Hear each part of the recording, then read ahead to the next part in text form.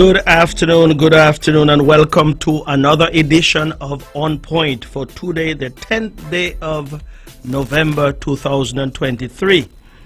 And indeed, at this time of the day, 1 p.m. in the afternoon, I come here to have this program that has grown over the months, and it seems as though when I don't come, persons miss my presence. So I want to apologize for not being here last week Friday. There were pressing matters, and of course when that happens, then I have to attend to those. So as is done with other programs, perhaps I'll have to get a sidekick, so to speak, to come here and fill in for me when I'm gone. But once I'm not here, I generally would have a program rebroadcast, which is what was done last week. And we'll see going forward how much we can minimize my absence. But if things happen, of course, you just have to go with the flow from time to time. But it's always good to be here, and it's good to be here once again on this very beautiful Friday afternoon. And indeed, my name is Alexis Jeffers, and of course, when I start the program, I normally would shout up persons throughout the region and further afield. So I want to say good afternoon to all who are listening here on the island of Nevis, especially those who are listening up in the St. James area, because most of my followers from there, quite a number of them follow, and when I don't come, they call me on the phone and ask what is wrong with me. So I thank you for showing your concern and showing your support. But all is well. It's just that I just couldn't be here. I want to shout up all of our listeners down there in St. Kitts as well. And I say that because Von Radio is listened not only here in the Federation, but further afield as well. Statia, Saba, French and Dutch St. Martin, the US and British Virgin Islands, Puerto Rico, even Santo Domingo. Habla Espanol in Santo Domingo, but habla English as well. So they listen to us there. We have citizens who are back home in Santo Domingo who listen, I'm sure. And of course up in the United States, the East Coast, the West Coast, South Florida, a place that I'm familiar with as well. I know there are quite a number of people listening there. And I know persons have gone to universities up there in North Dakota. Coldest place, well, almost, I don't know. But I understand it's very cold in North Dakota. And we have persons who have gone there to study and are there as well too. And of course in Canada, stretching from the East Coast all the way over to the West, going through places like Saskatchewan and those places. I know some places on the map, of course. And indeed up in Europe, of course, our largest following of would be there in England, in the UK. And it's afternoon now. Most persons are having a cup of tea or maybe some coffee or something of that sort with some biscuit. That is the traditional British way. And of course in Germany, all of Europe, Asia as well, we do have some citizens and students there. And I want to welcome everyone. Good morning, good afternoon, good evening, whatever the case might be. I spent some time doing that because we're very happy and privileged to have you in our company, and it is worth the while acknowledging persons who follow not only my program, all of the other programming here on Von Radio and this station on a whole, because what persons get out of Von Radio and out of Nevis is the very best. And I say that with no fear of contradiction, because it is the Caribbean's only powerhouse, that is Von Radio, that is, and what we do here is of such quality and such quality and clarity that persons understand that when anything emanates from the microphones of Von Radio, it is quality, the best thing that you can get, and it's always the truth. And so I welcome you.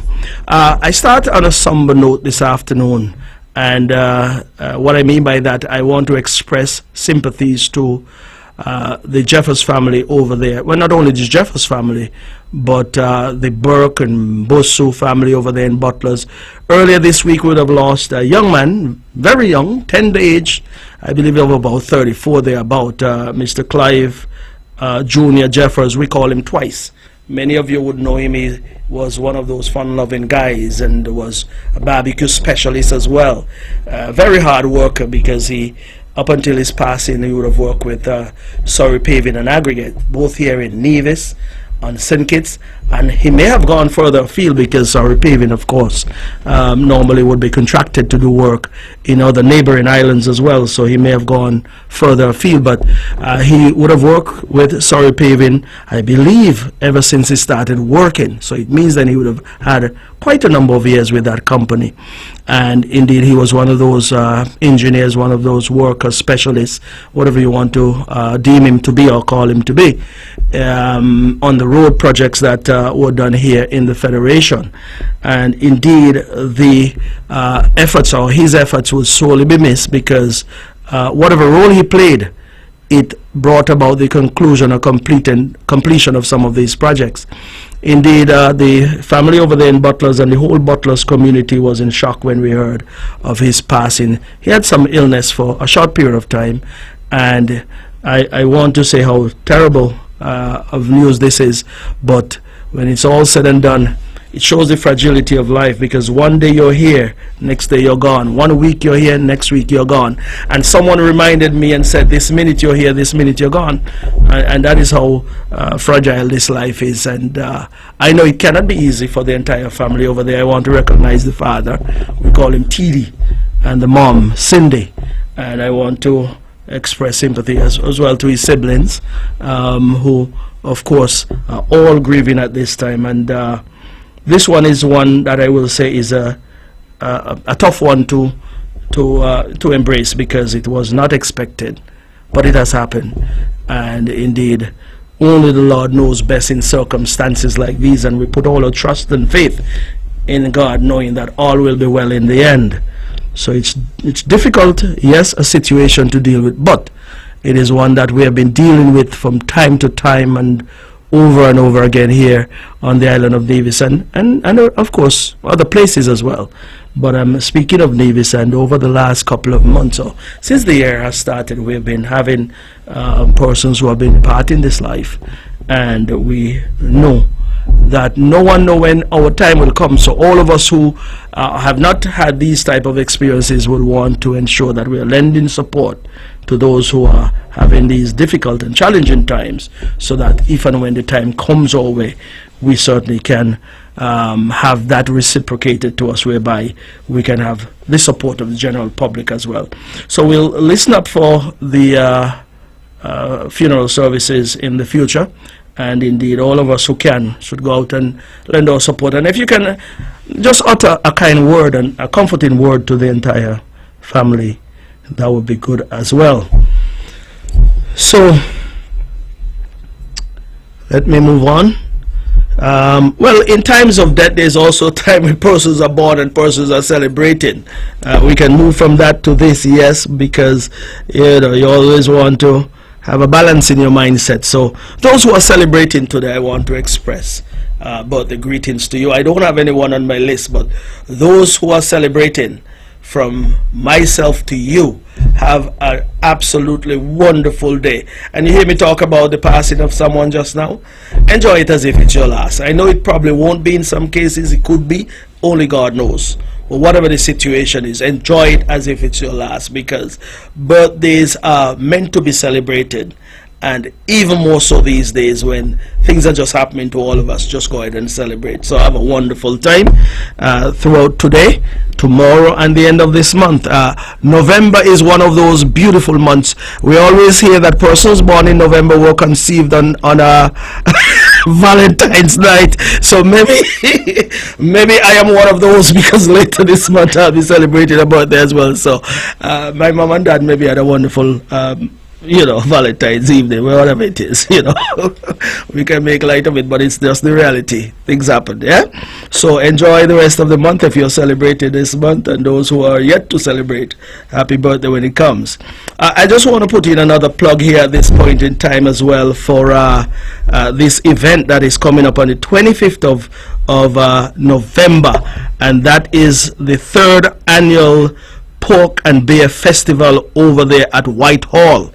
That's up there at the playfield on the outskirts of Brickhill. When we say Whitehall, Whitehall is in Brickhill. Brickhill is stretching from all the way down by the Anglican Church, going all the way up towards Maddens.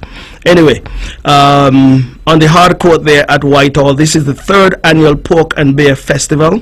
It's put on by the Link Promotion and all those who are part of that particular group, you know who you are. I mentioned those names last time I was here, but I'm giving them a plug again because this event last time around was a huge event, and it is anticipated that it will be even bigger this year. What it is that a lot of emphasis is placed on dishes made out of pork meat, whether it's stewed pork, barbecue pork, grilled pork, or whatever it is, or diced pork, or shredded pork. I don't know. I'm just saying, but all of these things I'm sure will be available. But any dish that is made using the pork meat will be prepared over there. And then, of course, there'll be some specials on beer as well. So the musical entertainment, I see DJ Wet Dot, I see also the Odyssey Band, Grandmasters Band, also Speedy, Selector Bobby, and DJ Toby. Those of you who go to these events would know who these persons are. I know Grandmasters, I know Odyssey Band, I know DJ Wet Dot, I know Speedy, but Selector Bobby, I'm sorry, I'm not too sure. And DJ Toby, I don't know if they're Nivisions or Kidditions, but anyway, to make this lineup, it means that you're good. That's all I'll say. You're very good. So that is a packed lineup of artists and performers that will be over there. So that takes care of that. Before I go any further, I also want to remind the people of St. Kitts and Nevis that we are still in the hurricane season. And you know, there is tranquil weather outside now. A few weeks ago we were dealing with the onset of Hurricane Tammy. That didn't come our way. We got some showers, we got some wind, we got some flooding conditions, yes, but of course the weather is nice outside, lush, and the sun is not too hot today. Typical Nevis weather around this time of the year. Those of you who are familiar with the weather here on Nevis, this is the type of weather that we love. You can go outside and enjoy a nice breeze, and also the ambience and the environment, because it's very lovely outside. Very nice to be in Nevis at this time. However, I would want to say that I was looking at the weather situation recently, or what the weather condition is like around us, whether in the Caribbean Sea or in the Atlantic Ocean. I am seeing that there are some flare-up of some weather systems there in the Caribbean Sea, and some pundits are saying that and they are reminding us of Hurricane Lenny, which came our way back in 1999, I believe, and that was one of those storms. We call it a backdoor storm, quote unquote. And what it meant is that instead of Hurricane Lenny coming out of the Atlantic Ocean, across the Atlantic Ocean, it came across the Caribbean Sea and out of the Caribbean Sea and onto our shores. They are seeing some weather system that apparently there are some fronts and different weather phenomena that might very well pull it from south, meaning close to Belize and those countries, and pull it up towards Jamaica and perhaps towards Puerto Rico. And when you start hearing about Puerto Rico, then you start to think about St. Kitts Nevis as well. Well, we're hoping that will not be the case. We cannot deal with anything of that sort at this point in time. So we are asking the Lord's protection on us further until the end of this season and even beyond, because these phenomena, wherever they come from, whatever magnitude they are, can create significant damage and significant difficulties for us. So we are praying for the best in that regard. But it is worth keeping an eye on, because I believe Lenny came as a late storm in 1999, that is. And indeed, we just cannot lay our guards down. So continue to be vigilant, continue to look to the east, but also look to the west, because we can get anything at this time. And that was just a few words of admonition to all of us to be vigilant as we go forward. So, on to something else. Of course, when I come here at the end of each month, I normally present some data as to what is happening over there at the Wally Water Taxi facility. I do so because it is one of those investments that was made by the Concerned Citizens Movement, now in government, in ensuring that that access to St. Kitts is still there for us. We know we can travel out of Charlestown, we can travel out of the Seabridge area there at Cades Bay. But for those who were using the water taxi facility out of Wally, which would have gotten into a state of disrepair, the concerned citizens movement saw an opportunity to provide an upgraded facility for the people of Nevis to use. Not only the people of Nevis, but also visitors to the island of Nevis or to the Federation of St. Kitts and Nevis. That being said, I can say that the project is not completed at this point in time. It is still ongoing, and some may ask, well, why is it taking so long? I will say to you that first and foremost, our main aim was to get this project up and going in terms of the pier being constructed and boats are able to traverse the waters between St. Kitts and Nevis. That is ongoing. Indeed, ongoing as well is the reconstruction of the facility there. The building that is on the premises, it is being upgraded to provide the departure area and also for administrative purposes. So some tiling work is being done and other work being done on the interior. So sometimes you pass there, you don't see any one persons are inside doing what they have to do. Indeed, when we had the onset of COVID-19, whatever monies were allocated to that project, I will say that those monies were used elsewhere to save lives or to make sure that we can have something to eat as a people. And so in government, there's always what you call repurposing of funds. And if, for example, you have $100 earmarked for something tomorrow, and you see where $50 of that 100 can be used for something more meaningful at that point in time, that is what you'll have to do as a government. So decisions are made all the time that are in the best interest of the island of Nevis. But in saying all that, I'll say to the people of Nevis that the work is ongoing and would come to a conclusion shortly. And indeed, there will be more things to be done on that, at that facility, I should say. There are 3 different units that need to be constructed for purposes of selling things like ice cream, sandwiches, drinks, and the likes. So that is another phase of the project that will come in time. And so, as I was saying earlier, that when I come here at the end of each month, I normally would give some update as to what we're doing in terms of the movement of persons out and persons in. So that is persons embarking on those water taxis to go and persons disembarking coming from Reggae Beach.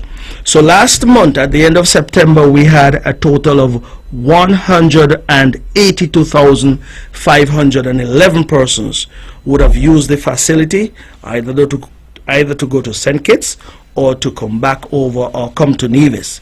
So that's 182,511 persons. Now during the month of October, we had some movements over there. So persons leaving Wally, heading to Reggae Beach, 7,936 persons. Persons coming from Reggae Beach to Wally, 7,462 persons, for a grand total of 15,398 persons. So you add that to the 182,511 persons, you get a grand total thus far at the end of October, using the facility both in and out of Wally water taxi facility, 197,909 persons. So that's 197,909 persons. That is a phenomenal figure, tremendous numbers. And as I've said before, this is one of those revenue generating projects. It's not just a project like a road project that you build and then persons will eventually pay their wheel tax at the end of each year and nothing else thereafter, unless you have an accident or you have some mishap or something goes wrong. But you can spend money throughout if you have bad roads and you have to buy shocks and suspension and all that kind of thing, and fuel and the likes. But this particular project is one that you consider to be a revenue generating project where every day money is being made by the boat operators, by NASPAR, by those who are employed there. They get their weekly wage, their bi-weekly wage, or maybe monthly salaries. Then of course social security deductions are paid. Of course boats have to pay what you call berthing fees, and indeed those boat owners have to buy parts and other items that are needed for their boats.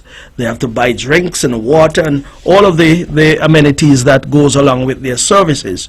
So indeed, it is a project that we have seen millions of dollars have been generated over there in a short period of time. For this year alone, and all I can say, if you take 10% from that 197,909 persons, just take 10% off. You say those went for free. And then you multiply the remaining amount by at least $30. I don't know what they charge, $30, $40 one way? I don't know. Whatever they charge over there, you just multiply it and you see what has been generated for all of the boat owners and operators out there thus far. NASPA will get their $5 per person who are leaving, and of course you can do the math. So millions of dollars have been generated. So when all the water taxi facilities being knocked day in and day out by those on the other side who don't understand what investments and development is all about, sometimes you just have to say, listen, it is a good investment for and on behalf of the people of Nevis. And indeed, if it was owned by an outsider, for example, someone who came here, built it, perhaps the other side would have loved to see those monies being made and repatriated. But all of these monies are staying here because these are local boat operators. And to be more specific, they are Nevisians who are operating these boats. Nevisians are employed, and the money is staying in Nevis and circulating in Nevis. Well, I think it gets some too, because when there are events in St. Kitts, we go down in our numbers to support. When there are events in Nevis, they come up in their numbers to support as well. So I just want to say that, you know, it is one that is beneficial to both islands, and it has certainly made the access to both islands much easier. I call this the water taxi bridge. You have the sea bridge, you have the water taxi bridge, which gets you there much quicker than any other service that is available to us here in the Federation at this point in time. So if I were to make one last point quickly, and that is to say that last year, October 2022, there was 14,239 persons who used the facility. So we would have jumped up by 1,159 persons this year. So the numbers keep growing, and they'll keep growing because the service is known now. It's known to everyone. And those who have never used it before will someday use it, and those numbers will continue to grow. And I want persons to continue to support that facility. I want the boat operators to continue to ply your trade in a safe way so that we can, you know, protect lives in between St. Kitts and Nevis, and there are no disasters. And I want those who use it to exercise extreme care and caution as well. So that is the Oale Water Taxi facility. If I sound like I'm always gleeful about it, it is because I knew from day one that it will have the kind of impact that it is having today. And that is why when the opportunity came to purchase that property, we purchased it at a cost of what, 1.2 or 1.3 million US dollars, and also constructed the pier at about 590,000 US dollars, I believe, up to the point when the construction and fencing and toilet facilities were constructed. We would have spent just about 5.6 million EC dollars on that facility, and plus the additional monies that are being spent now to finish or renovate the building that is there. So we would have done an excellent job in ensuring that we maintain the cost, or operate within the costs that we would have said initially of $6 million at that first stage or first phase. We also are pleased that we would have procured the lands opposite, about 9.04 acres of lands, for 1.9 million EC dollars, Eastern Caribbean dollars. And I believe that price, you cannot find that anywhere else in Nevis for such prime property. It was at $4.75 thereabout per square foot. So I want to, I believe I can say thank the Yarwoods, because we would have approached them and we would have said, give back the people of Nevis something. Give us back something. Because, you know, lands in Jones Estate go for almost $90 a square foot. If I can give a guess. I believe it is that in that region, because that's a built-up area, all infrastructure is in, and we were able to get a marvelous price, a wonderful price. So I want to thank the Howards for acceding to the request of the Nevis Island administration, and for that we're able to provide the additional parking for people over there. And I want to say that is indeed giving back. Yeah, ladies and gentlemen, let me get on to something quickly, because over the last couple of days we've been hearing a lot of noise in Nevis about this amendment to the international, the amendments to the Integrity in Public Life Amendment Bill 2023 that was read for the first time in the Assembly there on Monday. We've been hearing a lot of noise about the Premier of Nevis not wanting to include the opposition, the Premier of Nevis. All sorts of things are being said about the Premier of Nevis and the concerned citizens movement in government. And indeed, you know, I'm reminded of this saying from one Walter Scott. I think that's his name, Walter Scott.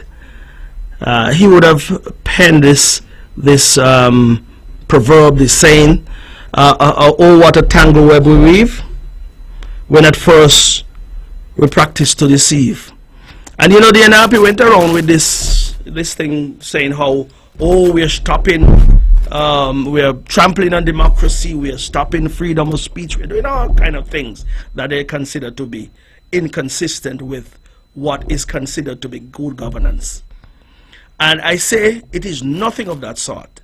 But then again, when you want to tell lies, I tell you what lies do, you know. There are consequences to lies. There are consequences in that you harm the members of the community. You also harm yourself, because when it is proven that you're telling a lie and you're deceiving people, it comes back to you. But if your shame back smash up, well, I don't think you'll be ashamed of anything that you do. But I want the people of Nevis, and the reason why they're behaving the way they do and spreading all of these lies and trying to concoct stories and get a narrative out there that is opposite to what the realities are, is because they know in most cases persons won't ask for the amendments. They won't ask for the amendments to read it, so they put out this narrative, and the people of Nevis who would want to be suckered into that would do so. But when it's all said and done, when the truth is known, then of course it's a different story. And they don't come back to apologize, you know, because they don't care. They're reckless in their approach to getting information out. And you know, I'm reminded of this this party in the United States, the Republican Party. And I recall that this station reminds me of the NRP station too, Fox. Fox News is one that gives you all kind of embellishing news, all kind of lies, all kind of stories. They were caught the other day, you know, about these voting machines that were used. I think they're produced by some company called Dominion something. I don't remember what it was. But when it was found out that Fox was reporting that there was something wrong with these machines when it was not true, they settled, you know, they settled for $700+ million. Then if it had gone to trial, it would have been more than that. They realized that they were lying. They realized that they were misleading the public. Sorry. And when they were brought into check, they recognized that they were misleading the people. And for that, they paid a heavy price. Fox News, that is. And that is the type of thing we have going on here in Nevis. And let me say to the people of Nevis, a lot of times when some of these people come with some of these information and you jump onto the thread and you start to big them up, I want to remind you that I've been following some information out of Jamaica, for example. They're in the middle of campaigning up there for some municipal election or some type of elections up there. And there are a couple of bloggers who have since been charged with spreading false information. And you know what? I'm going to tell you this much. The persons who are bigging them up and pushing them to say this and say that, from what I read and from what I understand, none of those persons have 5 cents to give to the culprit or the person who have been charged. So there are persons up there who have been charged who are balling left, right, and center now, don't have any money. But even if you don't have any money, if a judgment is had against you, the day of recompense is still going to come, you know. You're either going to pay one way or pay the next. You might pay at 1842. No, not at 1842, but you might pay at 1842. And that is the problem we have here in this island, that people out there are spreading all kind of things, or making up all kind of stories. Say they are reporters and reporting what is false, just to create anxiety in the community, just to create a narrative, and just to make somebody look bad. But I'm going to tell them, continue. You're on the right road. And I say you're on the right road to destruction. Continue.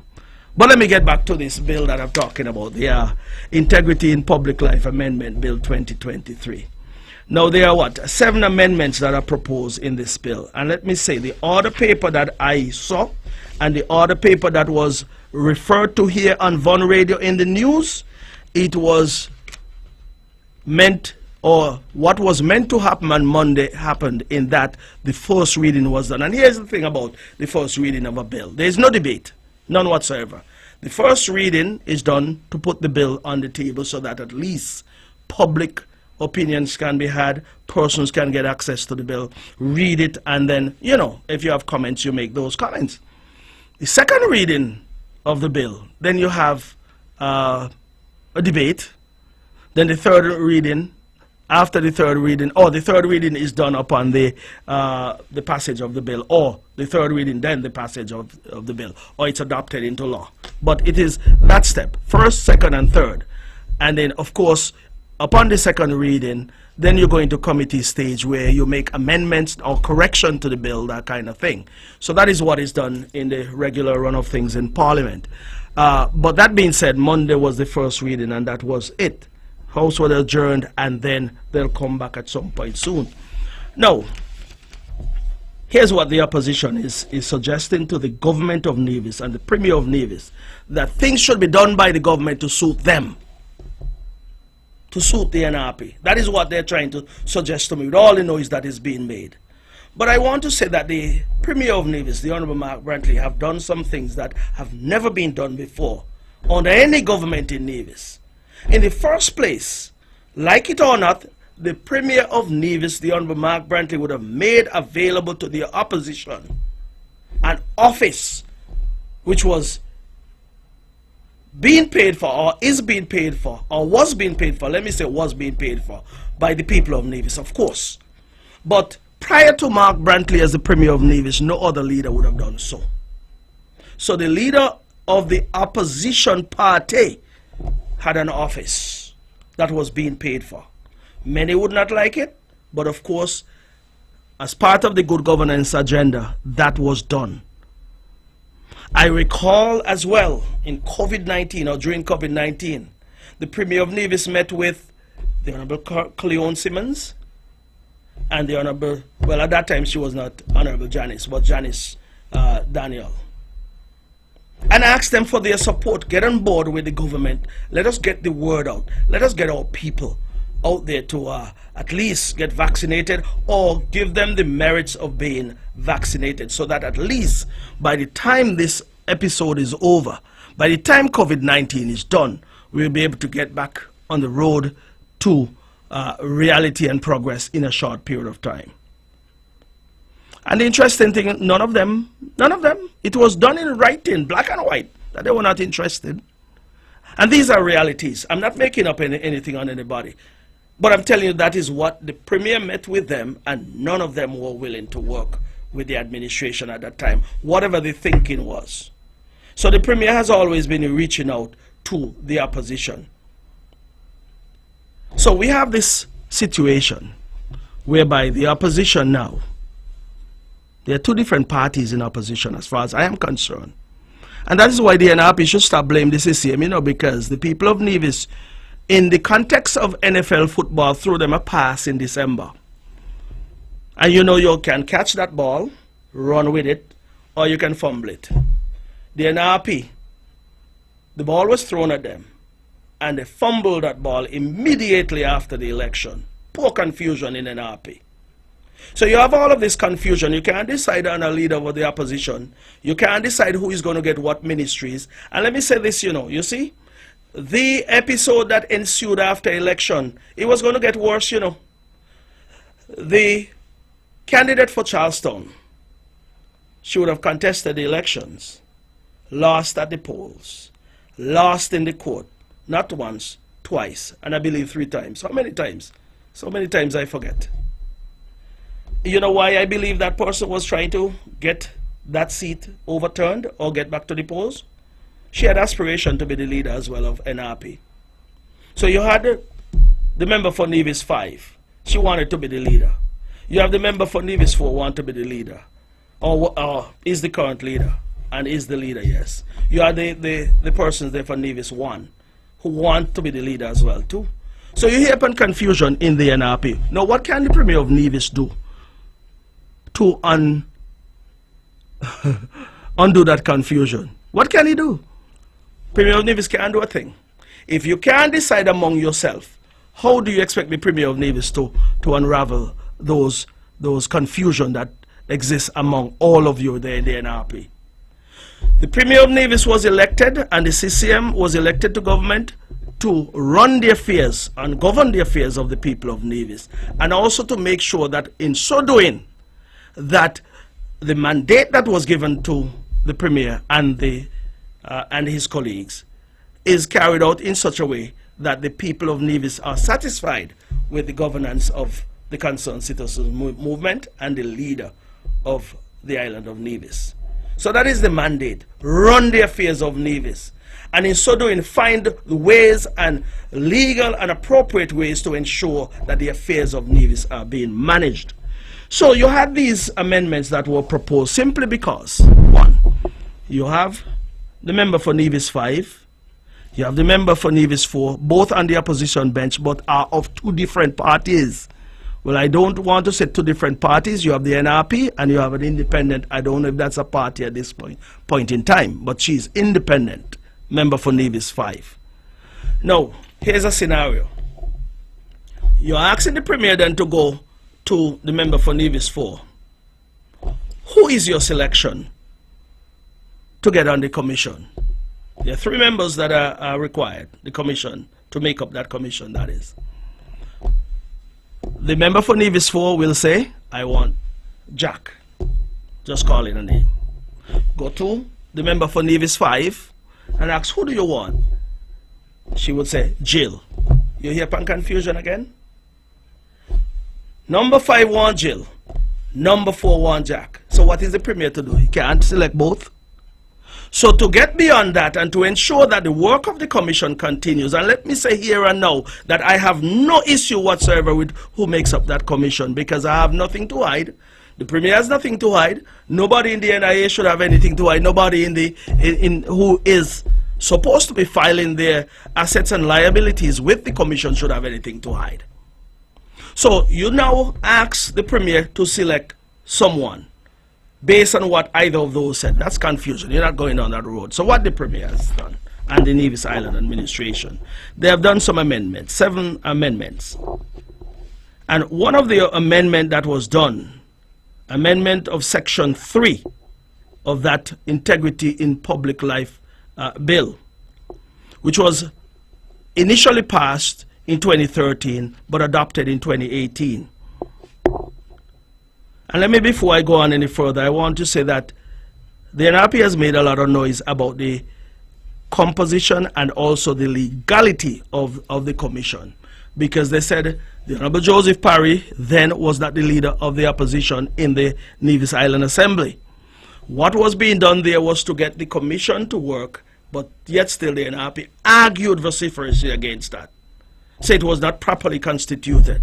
So it's like they want to have the cake and eat it. They have 2 mouth side of their mouth that they argue out of. They argue out of one side and then they come back and argue out of the other side. But let's put it this way. This is an attempt to fix what was broken, as they say and as we recognize. So the amendment that is proposed in section 3 is as follows. And I'm going to read it out for the general public to understand.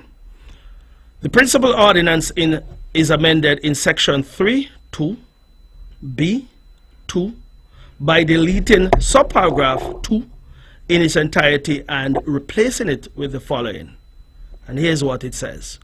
One member appointed on the recommendation of the leader of the opposition, or if there is no leader of the opposition, then a person nominated by the Premier after consultation with the members, if any, of the opposition party or parties represented in the Nevis Island Assembly. Now, I believe the Premier has, not the Premier, I don't want to say the Premier, but the Nevis Island administration managed by the concerned citizens movement is trying to fix a problem based on what currently exists in Nevis.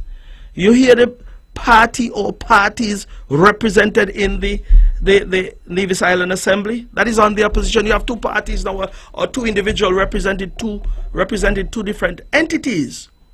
Now, I gave the illustration just now that if the member for Nevis 4 said that she wants Jack, and the member for Nevis 5 says she needs Jill, then you have a problem again.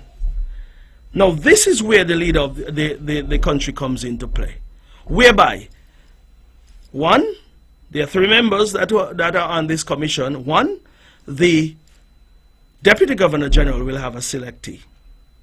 She will select one. The Premier or the leader of the country will select, or the island will select one. And then it is saying here in this amendment that he will consult any party or parties on the opposite side. Now, if you had one person, they can be consulted.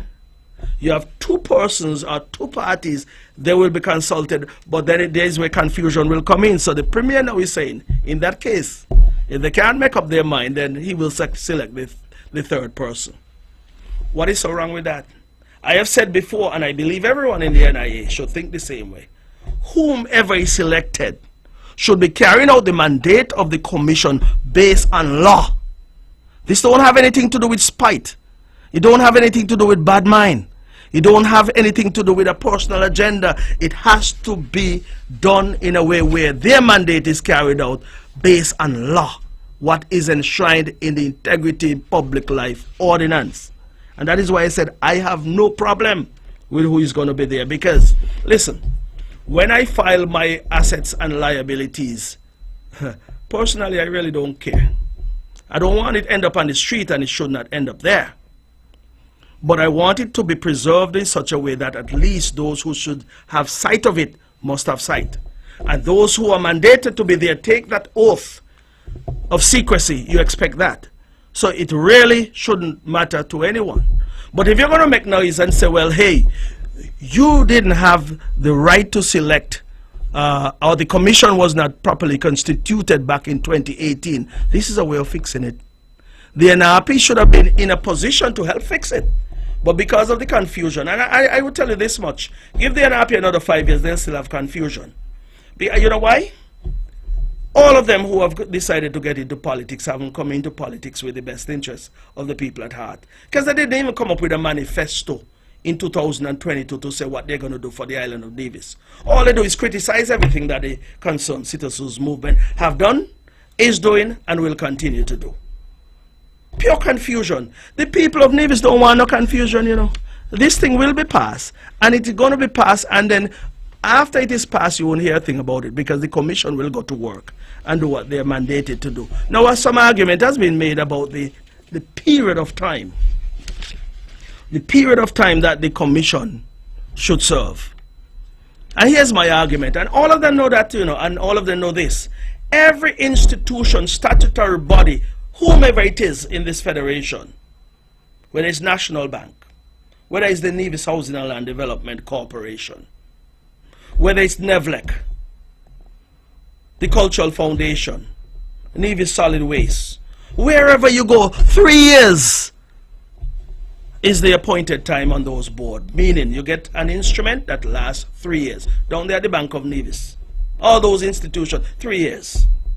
If there was some difficulties of the past where persons were given a 5-year mandate, this is meant to correct it. What is so wrong with that? 3 years. All of the other institutions, so why should this be different? It cannot be different if you're going to have consistency across the board. Consistency across the board. Somebody might argue and say, well, ministers should serve for 3 years too. Well, change the constitution. Change the constitution, because we have 5-year mandates in political offices. But when it comes to statutory bodies, as a matter of fact, just last Monday, I believe it was, there was a parliamentary sitting in St. Kitts, federal parliament, and the Consumer Protection Bill was passed. And a new board is to be constituted. A membership of what? 5 persons, I believe? 3 years. They'll be given instruments for a 3-year period. Now, if you want to roll those over into another 3, it's up to the minister in question if he decides to go ahead with another 3 years. So you make noise about 5 years, when every institution up and down the Federation of St. Kitts and Nevis have a 3-year mandate. But you make noise about 5 years. And so you try to ask yourself the logic behind some of these arguments to create hysteria. NRP, go and sit down. That's all I'm going to tell you all, right? And I keep telling the people of Nevis, you know. I keep telling the people of Nevis, when somebody tell you who they are, you better take them at their word. But when they show you who they are, you better believe them. And the NRP with all this noise can show you who they are or tell you who they are with this noise. But when it's all said and done, the evidence that we have seen from the NRP tells us exactly who they are. They are people who you want to keep away from, because they go on further and make more noise as well regarding the declaration that you make. For example, you declare that you have $10,000 in the bank. What this legislation or amendment is saying, that you don't have to provide the supporting documents. And here's the thing. Anyone who declares that they have $10,000 in the bank and it's found out otherwise, you have broken the law. That is a problem for you to face. If I have a piece of land, for example, and that COT is in my hand for the last 10 years, what the commission is saying, you don't have to present that every cycle when you're presenting your declaration.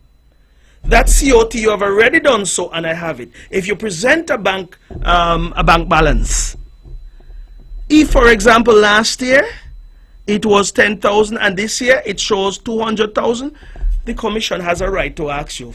It's in here, in the amendments. The commission has a right to ask you to provide the supporting evidence to back up this anomaly. It's there.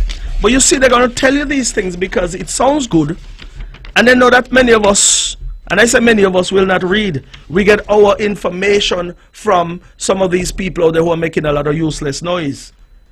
Nobody should make any false declaration to the commission. None.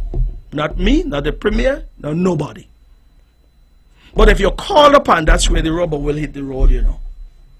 If you're called upon to provide the evidence to support what you have declared, there's where the problem might arise. So it is obvious that this piece of legislation is meant to cut down on all of the paperwork and all of the things that these commissioners have to go through. But if you're called upon, you must be willing and must be able, not willing, you must be able to provide a supporting document. So whatever you declare, when you go there and you take that oath down at the court, because you have to get it sworn to in front of a notary or in front of the people down there, a commissioner, sorry, down there at the court. So once you lift your hands or hold the Bible in your hand and declare that the content of this document is true, you better be true when they ask you a question. So with all of this hysteria and all of this noise, I just don't even understand. I don't understand, and I will not really hurt my head too much about it. But one, the Premier has the ability under this amendment to select someone until NRP get themselves organized, because they'll be in opposition for a long time, eh? So they'll get themselves organized. And if it was just NRP, one person on the opposition bench, this bit of legislation gives the Premier the authority to consult with that person. In this case, you have persons. And in this case, you have problems too, because none of them will come up with the same person. As with the case when they were trying to select a senator, none of them could have come up with the appropriate person. One had 5, one had 2. They scaled it down to 2 and one had 1. And it was poor confusion because they couldn't get it settled. So the government has to continue with the business at hand. The government has to continue with the operations here on the island. And the government that is mandated to do so is the Concerned Citizens Movement. And these amendments are consistent with what is necessary to fix a problem. To fix a problem not only created by the legislation itself initially, but also by the fact that the opposition is in a bunch of confusion, a state of confusion, can't get their act together. But we must hold back the business of the country, or the island, sorry, for them to get their act together. No, it can't happen. How is it going to happen? It can't happen. So this is going to proceed, and I don't know when the next sitting will be done, or will be held, but of course that will be done shortly so as to move forward. But let me just continue with what I had to impart at this time as well too, because this morning, earlier today, just about 11 o'clock today, we had the signing of the contract with our consultants who are here working with us with respect to the upgrade and expansion of the Van Samre International Airport. That is Perez Engineering and Consulting Limited. They're here and we have been working with them since 2015. And I will say here publicly that they have put in a tremendous amount of work even before this contract has been signed, because they've come and they have seen the merits of such a project. They've worked on numerous projects throughout the world. Most recent ones would have been that project down there in St. Vincent, the construction of the Argyle International Airport, and they would have constructed a control tower there in Montego Bay in Jamaica. So we have sought out the best, and I believe we have gotten the best we can get at this point in time. So their job now is to come up with the final engineering drawing and architectural drawing for the airport, and also they will oversee the construction of the airport as well. So they will be with us for the duration of the project, and indeed we are planning to have a what do you call it now? We're planning to have one of these consultancy meeting, or what do you call it? I just had a brain freeze. But anyway, we'll be consulting with the general public, and that meeting, I believe, you'll hear more about it somewhere around the first week in December. I forgot the word. And sometimes at our age, sometimes we have this brain freeze. Let me see. Well, before I'm done, I'll get the correct wording. But anyway, we'll hear more about it because we'll publicize it here on Von Radio, and we'll publicize it on Facebook and all of the different media, social media platforms. But we'll have consultation, consultation with the general public. I think that's what it is, yes. Some people will say, oh yeah, he got a radio and forget the word. That's okay. I know exactly what I want to say, and we know what will be done when the time comes. But what they'll do at that first consultation with the general public is to lay out the project in terms of what we are proposing to do up there, which is the extension of the runway both east and west, the resurfacing of the entire runway. We're going to construct additional parking apron. We will resurface the current parking apron that is there. We'll construct a hangar. We will construct a fuel farm. Also construct a brand new fire station. You know, the one out there is not occupied at this time. It is not in any state for persons to live in. And of course procure the additional firefighting equipment. We'll also upgrade the control tower. Some work will be done on the terminal. With more passengers, of course, you'll need more space. And then of course we will, in anticipation of all that, have a diversion of the island main road. And I want to remind the general public that right now you're driving on a surface out there from the end or that entrance to Mount Nevis to up towards the Newcastle Airport. We didn't, well, I said Newcastle Airport, but Van Samre International Airport. We didn't resurface that area because all that will form part of airport property, and then also part of it for the diversion of roads, and as well as, roads. New fencing as well will be done over there. The entire perimeter will be fenced, and that's what we'll be doing. And You'll learn more as we go, but I thought I'll just let it be heard this afternoon because that would form part of the news item that you'll either hear on NNC, hear on Von Radio, and on NNC at some point. So that's why I'm just giving you some snippets as to what you would expect.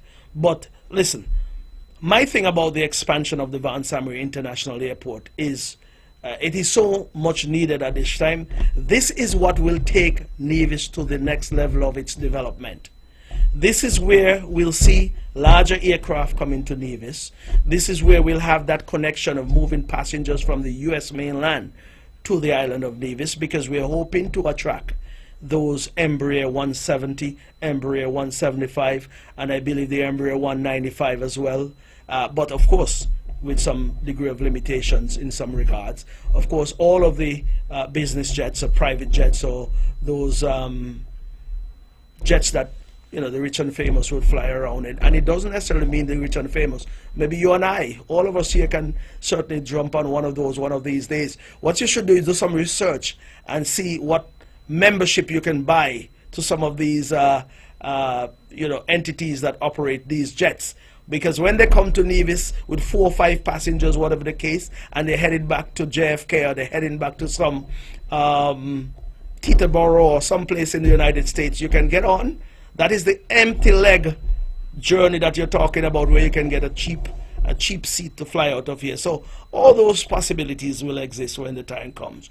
What I'm more interested in, though, is moving people to Nevis, having access to the island of Nevis, growing our tourism, growing our product here. And Nevis have much more to offer than many other countries out there. And that is why we'll be a sought-after destination, or continue to be a sought-after destination. Some might say we are a bit late. Yes, we are. But one has to understand that we have had challenges and difficulties in terms of getting to where we are. We know the last upgrade was done by the Concerned Citizens Movement back in 2003, thereabout. That is when we were upgraded to accommodate the ATR 72, I believe, out of Puerto Rico. That's the American Eagle. So we are upgraded to attract a larger aircraft, the American Eagle, this time a jet-type aircraft, which can come from the mainland to Nevis. And of course, all of the charter airlines that can come will come and bring our people directly to us.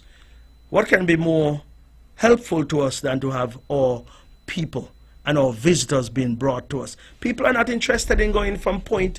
They want to come to point B, but they don't want to go from point A to point C, point D, or point F to get to point B.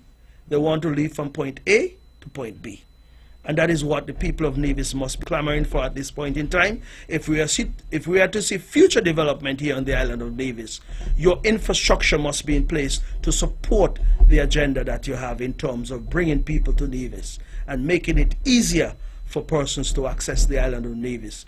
Many of the islands close to us don't have the amenities that we have to offer, but they have the infrastructure to support what they're trying to do. Now we are seeking to bring the infrastructure to support what we already have, and that is the interesting thing, and that is why I am so happy that we have reached to this point in trying to get our airport facility upgraded to meet all of the international standards, whether it's ICAO, or whether it's the ECA, the Eastern Caribbean Civil Aviation Authority, or the FAA, or whomever. We will have our airport in those particular have it in the category to satisfy those particular agencies.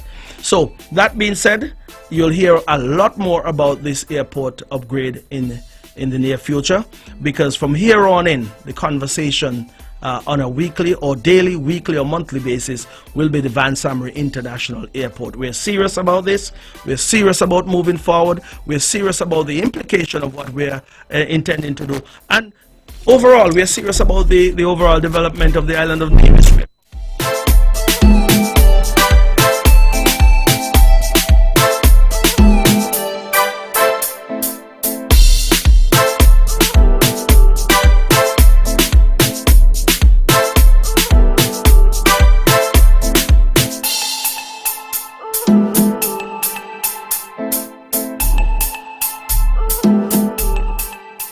The views and opinions expressed on the preceding program was